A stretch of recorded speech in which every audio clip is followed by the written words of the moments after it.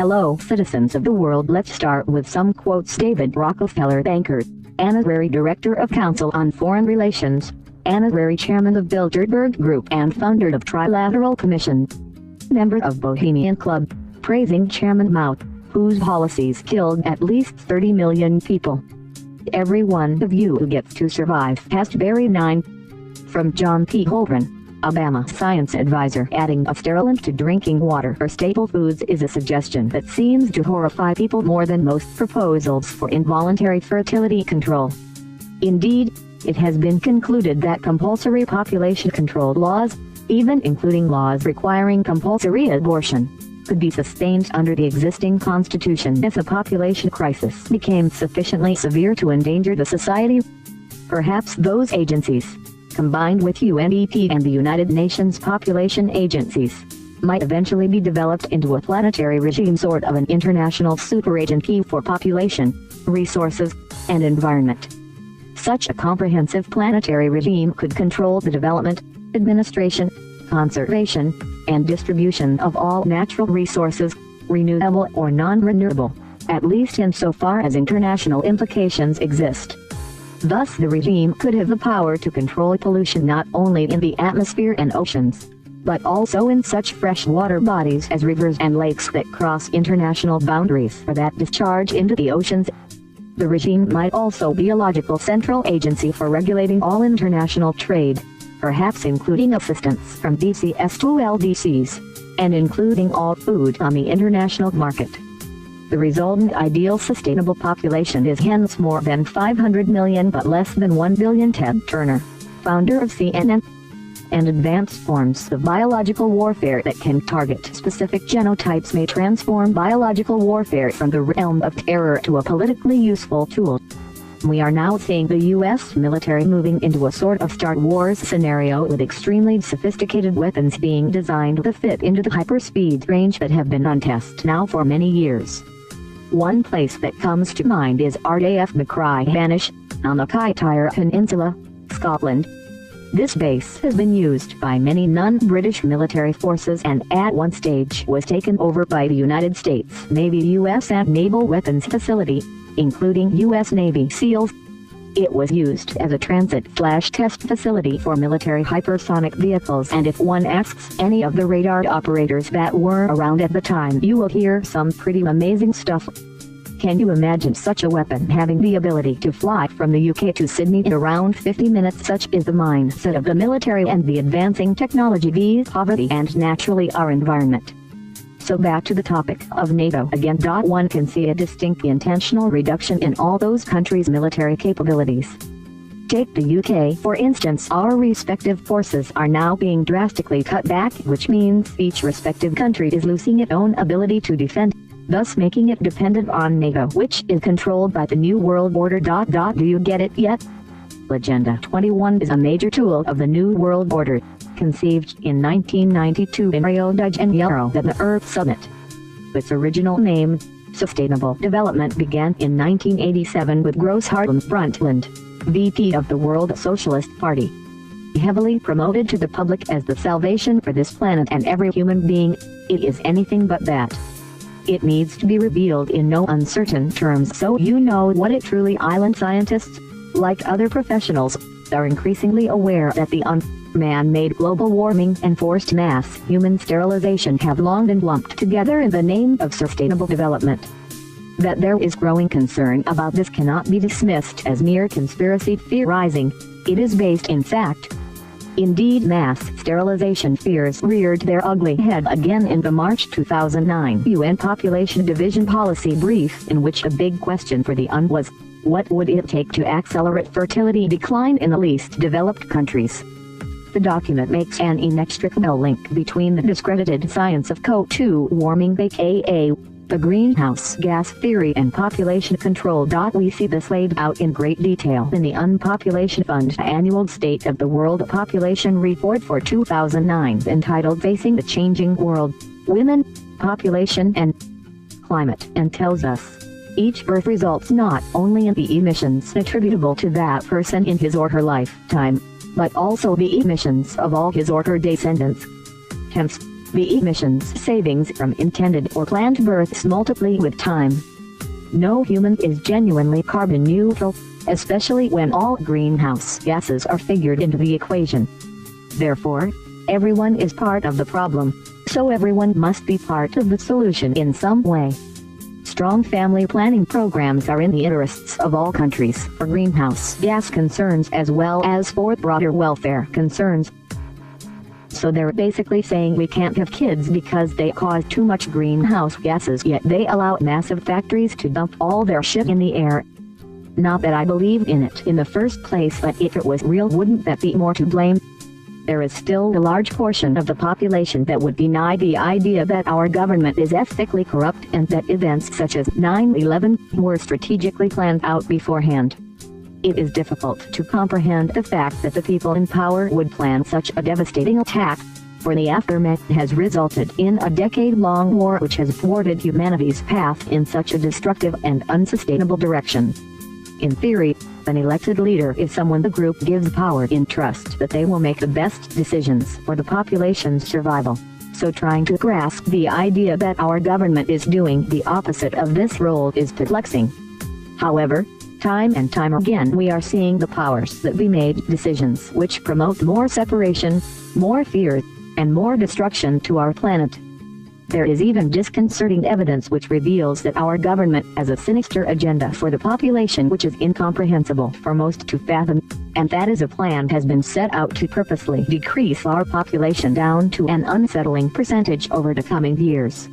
Considering the amount of the genetically modified foods that are being forcefully pumped onto our grocery store shelves, the chemicals that are put into our cosmetics and clothes, the chemtrails being sprayed from the skies above our homes, and the harmful toxins mixed into vaccines, one can only consider the idea that someone is trying to cause harm to the public. Recently, the U.S. National Cancer Agency was exposed for manipulating cancer statistics, stating that there has been a decrease in the number of cancer cases over the past decades when in fact cancer cases have significantly increased over the years. The FDA is known for their corruption, having approved harmful chemicals such as brominated vegetable oil PVO in Gatorade, a chemical which has been banned in over 7 countries. The Center for Disease Control (CDC) has approved many harmful chemicals such as mercury-containing compounds in scheduled vaccines. All of these organizations were created for the purpose of protecting the people, and in reality it seems like they are doing the opposite by poisoning people. So what would be the intention behind the pollution of our environment? Some argue that the global elite New World Order, Illuminati, etc. have had an agenda of decreasing the world's population drastically in the next couple of years, and that they have infiltrated all of our main systems to ensure it unravels as they have planned. This may seem like a ludicrous conspiracy theory, but there is disturbing evidence to support this claim. The Georgia Guidestones, considered the Stonehenge of America, are a group of standing granite slabs which were ordered to be built in 1979 in Elbert County, Georgia, supposedly by members of the New World Order. The slabs stand 20 feet tall and weigh a total of 240,000 pounds. The mystery behind the slabs lies in the messages inscribed into the granite, which dictate 10 commandments or a new age of reason. The commandments are as follows. 1. Maintain humanity under 500 million. Under 500 million, this reduction would be a 93% decrease in population. That means more than 9 out of 10 people are going to die. Another suspicious piece of evidence to back up the depopulation agenda theory takes us to the International Airport in Denver, Colorado. Taking up over 34,000 acres of land, the airport was built in 1995, costing a total of $4.8 billion, almost $3.5 billion over budget. There are numerous irregularities and unexplained facets of the airport, leading some to argue that it was built for an alternative purpose. For one, there has been no consistent contractors hired for the entire project, but rather different contractors were hired for portions of the construction and then fired once it were completed, leading some to suspect that the people in power wanted to make sure that someone never had a complete picture of what was really going on. Furthermore, millions of excess cubic earth was removed for the construction, leaving some to wonder if top secret construction is taking place. There is also the massive underground tunnel system stretching miles in length which has been unused since the airport was built. Now let us take a look inside the airport. This is where it gets weird.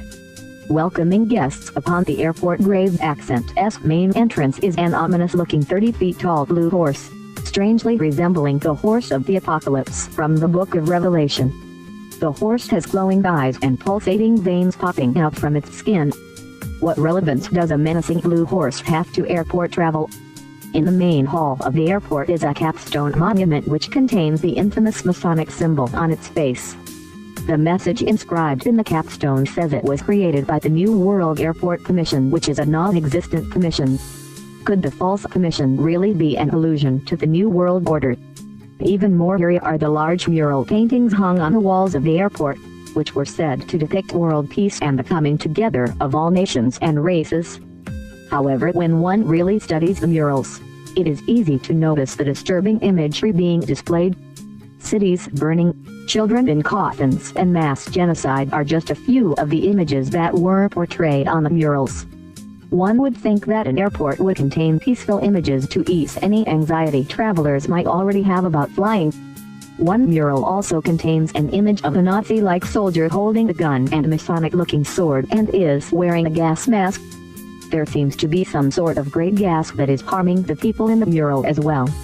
Considering there are pictures and videos released of secret underground bunkers at the airport which contain unexplained sprinkler systems all throughout, and sleeping quarters which resemble the concentration camps of World War II, we are left to wonder what the true intention behind the construction of the Denver airport might be. In reality, martial law is usually declared by politicians who are afraid of the citizenry. Instead of being enacted to protect the citizens, it is usually enacted to protect the government from the citizens. Once Obama is impeached, there's a possibility that he will also be tried as a traitor to the United States of America. Many people have been speaking out about this, including some on the halls of government. Obama the narcissist can't afford to let that happen. Being convicted of treason would not only stop his liberal agenda, but would also put him in jail for the rest of his life. Obama has relieved almost 200 top commanders in our military forces, in an effort to make the country's military loyal to him and his liberal vision for America. He has quietly asked members of the military to swear a personal oath of loyalty to him. In addition, he has emasculated the military, giving control to minorities which, just as in the rest of society, are receiving preferential treatment in our armed forces, while true heroes are being stripped of their rights. But the military isn't Obama's ace in the hole. The Department of Homeland Security is. When Obama was running for president the first time, he stated that the country needed a Department of Homeland Security that was as well equipped and trained as the military. Why is that so? Don't we have the military to protect us from foreign threats? If so, then what do we need the DHS for? Even worse, why do they need to be equipped like the military? The Constitution denies the military the right to operate on U.S. soil. So, if Obama is going to declare martial law, he needs a military force that he can use, which is not part of the normal military establishment. That's what the DHS gives him. It is quite possibly the military that he intends to use, in order to establish his version of martial law. It appears that Obama is keeping an ace up his sleeve, the ace of declaring martial law. When and if that happens, there are only two possible options. Either we all buckle under and accept our new Marxist dictator, or we will need to rise up and declare the Second American Revolution. The question we need to ask ourselves is, which will it be?